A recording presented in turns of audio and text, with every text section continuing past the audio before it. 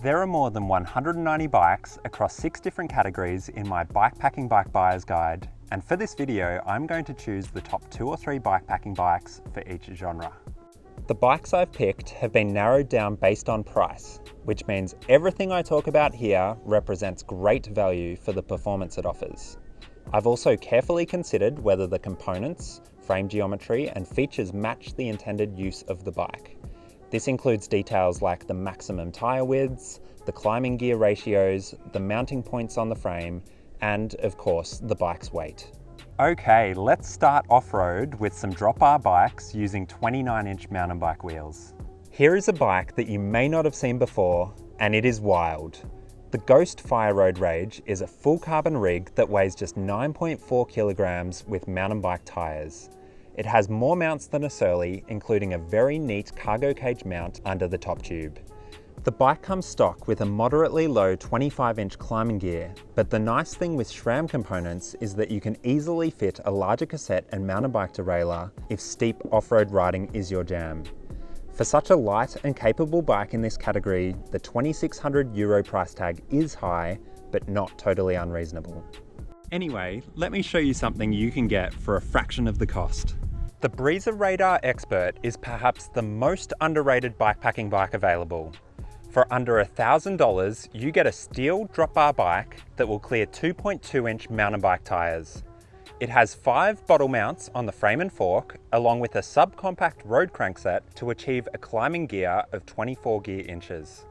If that's not low enough for you, I suspect the rear derailleur will be able to squeeze in a cassette with a 40-tooth bailout gear. The only downside is that the Radar Expert is a bit on the porky side. It's 12.9 kilograms, but that was always going to be the case for a bike at this price point. In 2009, Salsa released the first drop bar 29er to the market, and it took years for other manufacturers to catch up. These days, the Fargo is still one of the most capable drop bar bikes, offering 2.6-inch tyre clearance, compatibility with 3-inch tyres on 27 plus wheel sets, and the ability to fit a roll-off 14-speed gearbox hub and belt drivetrain. In fact, you can build the Fargo up from a frame set if you like. The Fargo frame geometry is super upright and stable with its long wheelbase and slow steering. The SRAM Apex model is actually $400 cheaper than last year, and that's even with the awesome Salsa Firestarter carbon fork running 2 cargo cage mounts on either side. Like many Salsa bikes, perfectly fitting frame packs are available with the Fargo too. For those that want a more capable off-road bike, let's look at the plus bike options. The Surly Bridge Club is one of my favourite flat bar bikes. This simple steel rig is $1,200, it has an 18 gear inch climbing gear from the new SRAM 1x drivetrain, and it will clear 27.5 by 2.8 inch tyres. It's also got all the braze-ons you need for bikepacking, including mounts for the Surly 8 and 24 pack rando racks. And should you fit some fat 2.4 inch slicks and fenders, this bike will be great on a dirt road tour too. While 29 by 2.6 is technically not a plus bike size, it's close enough. And the Kona unit is such a great value adventure bike. It offers the same SRAM 1x drivetrain and hydraulic brakes of many of its rivals, but it often undercuts them on price. Given the long frame reach, short stem and slack head angle, the bike will handle technical terrain particularly well. The Unit X is also a pretty economical way to complete a roll-off build, as it's fitted with sliding dropouts to get the job done. Actually, scrap that, the single-speed version of the unit would be the best bike to start with. Your classic 27 plus bikepacking bike is the BombTrack Beyond Plus.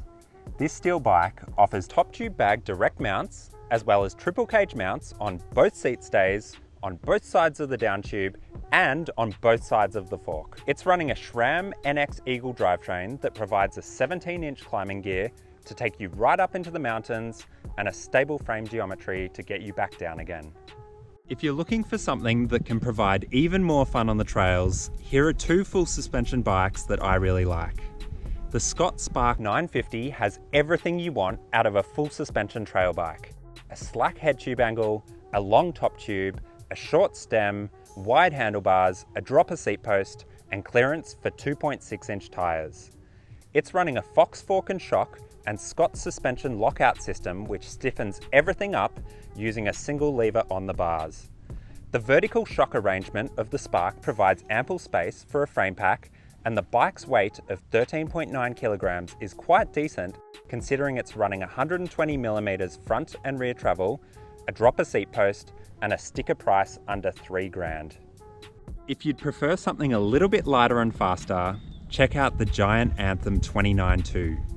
I've spent a fair bit of time riding Anthems over the years. They're definitely fast and capable, and this model in particular has decent mid-tier Fox suspension and the new Shimano SLX 12-speed drivetrain. The $2,900 Anthem offers a large frame triangle for a frame pack, and it tips the scales at about 12.7 kilograms. For snowy and sandy terrain, there are two fat bikes that really stand out. The Kona Woo is your classic fat bike. It's running 4.8-inch wide tyres, a 1x drivetrain, and a lightweight frame set. The aluminium frame and full carbon fork helps to keep the weight of the bike down at around 13.4 kilograms. The Woo is running particularly short chainstays for a fat bike, which should make it especially playful on the trails. If you'd like something lighter and more versatile, you can't go past the Otsu Wojtek. This carbon bike may be the most expensive on the list, but at 11.5 kilograms, it's light, and it comes with some great features too. While most fat bikes have a very wide crank distance between the pedals, the Otsu is just 10mm wider than normal. This reduces knee strain by bringing the pedals closer together, and it provides extra cornering clearance too. The Wojtek is also able to adapt to different wheel sizes using special sliding dropouts, which change both the chainstay length and the bottom bracket height. This means you compromise much less than normal when choosing between regular mountain bike tyres, 3-inch plus tyres, 4-inch mid-fat tyres, or a full fat setup like you see pictured. Moving to gravel surfaces, here are the 700C all-road bikes that I recommend. Even with the price jump this year, the Cannondale Topstone Soarer undoubtedly comes out on top. For a bit over $1,000, you get a lightweight aluminium frame with multiple bottle cage mounts, a cargo cage mount, and a top tube bag direct mount. The fork is full carbon, including the steerer tube, which is unheard of at this price. And thanks to the subcompact crankset and wide range cassette, the 24-inch climbing gear is as low as it gets in this bike category. Stepping up to $2,000 gets you a lot of bike. The Fuji Yori 1.1 is well under 10 kilograms and is equipped with Shimano's second-tier road group set Ultegra, along with an FSA subcompact crankset. This also provides the same low climbing gear of 24 gear inches as the Cannondale. The frame set will clear 45mm tyres, but that number can stretch to 47mm if you throw in a 650B wheel set. On the frame, you'll find 3 bottle cage mounts, there are top tube direct mounts, and on the carbon fork, there are cage mounts on either side. My final pick in the 700C gravel category is the Marin Headlands 1. This full carbon bike has more mounts than most, including a few under the top tube so that you can fit a direct mount frame pack. While most carbon bikes use press-fit bottom brackets, the Headlands has kept servicing simple with a threaded bottom bracket shell. The Headlands' long frame geometry has been designed to suit short stems.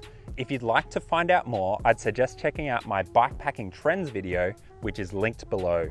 Being carbon, this bike tips the scales at 9.7 kilograms and it offers a relatively low 26 gear-inch climbing gear out of its 1x drivetrain.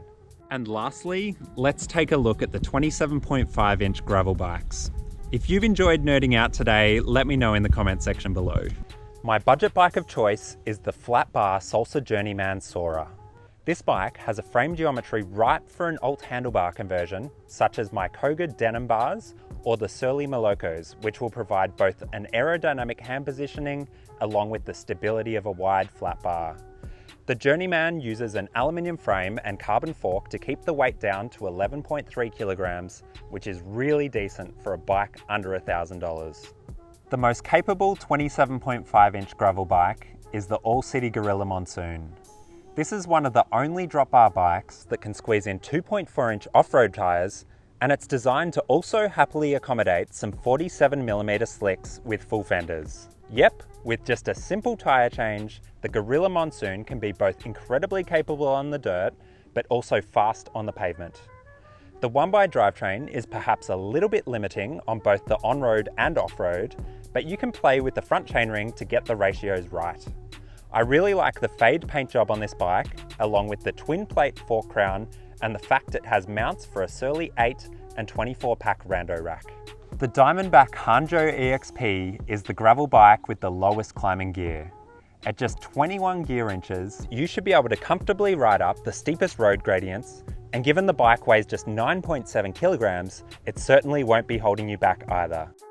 While the frameset uses a modern lightweight carbon construction, Diamondback have kept the parts simple, fitting bar end shifters, cable disc brakes, and a threaded bottom bracket to the bike. The Hanzo's $2,000 sticker price is particularly low when you consider the weight and specification of the bike. Guys, those are my bike picks for the 2020 product year.